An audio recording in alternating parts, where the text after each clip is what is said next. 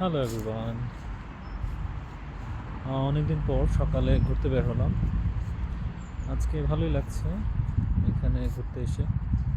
বাসার কাছে একটা পার্ক, তো মনে হলো যে একটু ঘুরে আসি। রোদও উঠছে ভালো, সো মনে হলো যে ঘোরাঘুরি করা যায়। তো আপনাদের সবার কী অবস্থা? অনেকদিন পর আসলাম। 2024-এর শুরু, জানি না কেমনটা যাবে। স্টুডেন্ট যারা আসছে লাস্ট ইয়ার বলেন, বা যারা নতুন আসছে, সবার মাথায় এই চিন্তাভাবনা ঘুরপাক খাচ্ছে যে কেমনে যাবে 2024।